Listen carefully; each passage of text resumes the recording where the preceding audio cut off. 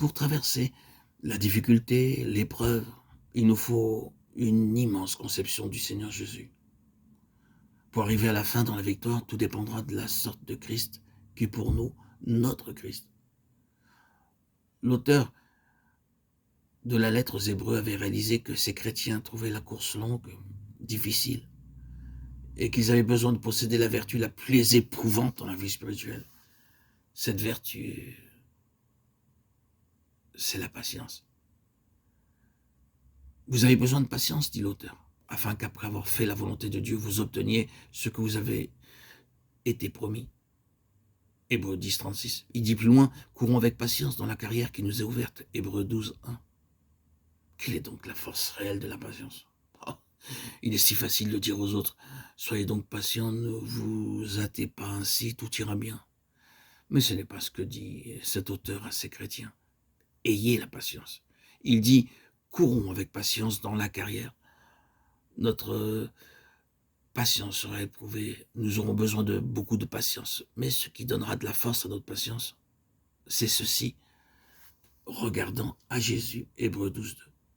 Si nous regardons à nous-mêmes, nous abandonnerons la course et nous le ferons aussi si nous regardons à ceux qui nous entourent. Il y a beaucoup de personnes qui nous pousseront à abandonner la course. Si nous regardons le monde autour de nous, nous perdrons patience. C'est pourquoi nous aimons tant de la traduction véritable de ces mots.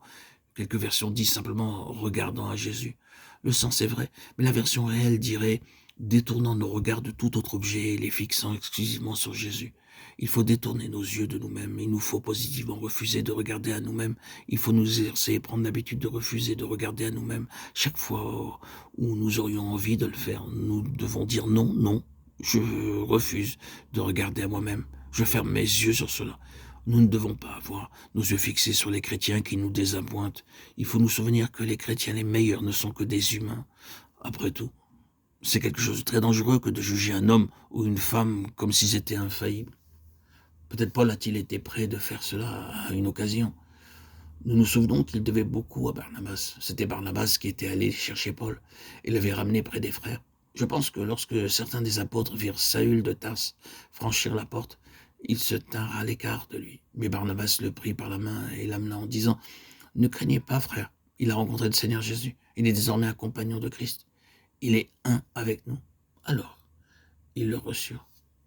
Ce fut Barnabas qui amena Paul à Antioche, une église qui était dans le besoin à ce moment-là. Les chrétiens avaient besoin d'un ministère puissant et Barnabas leur avait dit « Je connais l'homme dont vous avez besoin. » Il avait amené Paul à Antioche et l'avait ainsi introduit dans le ministère de sa vie. Paul devait beaucoup à Barnabas, duquel il était dit « C'était un homme de bien, plein du Saint-Esprit » Actes 11, 24. Peut-être Paul avait-il mis Barnabas sur un piédestal. Mais ensuite arriva ce jour terrible où Barnabas tomba du piédestal. Nous nous souvenons de la division qui s'était créée entre les chrétiens juifs et gentils et le nouvel ordre de Christ demandait qu'ils soient tous un, mangeant et buvant ensemble. Pierre avait appris cette leçon dans la maison de Corneille. Cependant le jour arriva où de nouveau s'éleva toute cette question au sujet des juifs et des gentils, mangeant et buvant à la même table. Ce fut une dispute très forte. Et un jour, très critique, Jacques était venu avec quelques-uns des autres frères de Jérusalem et Pierre avait quitté la table. Il craignait Jacques et ses autres frères de Jérusalem. Il dit « Je ne dois pas faire voir à ses frères anciens que je mange avec les gentils. » Et Paul dit « Les autres juifs usèrent de la même dissimulation, de sorte que Barnabas lui-même fut entraîné par leur hypocrisie. » Galates 2,13. Pensons simplement à cela, Barnabas. Je n'aurais jamais pensé que Barnabas puisse agir de la sorte. J'aurais cru qu'il était au-dessus de cela. Je suis très certain que ce fut un coup très terrible porté à la confiance en l'homme pour Paul. Mais s'il avait continué à fixer ses yeux sur Barnabas, personne ne sait ce qui aurait pu arriver. Il dut tourner ses regards de Barnabas pour les fixer sur Jésus. C'est ce que Paul dut toujours faire. À beaucoup d'occasions et dans beaucoup de situations, il dut détourner ses yeux des hommes pour les fixer sur Jésus. Il y a ici une réelle impression de Paul dans cette lettre aux Hébreux, regardant à Jésus. Quel que soit l'auteur de cette lettre, l'ombre de Paul la couvre. Son influence s'y retrouve partout.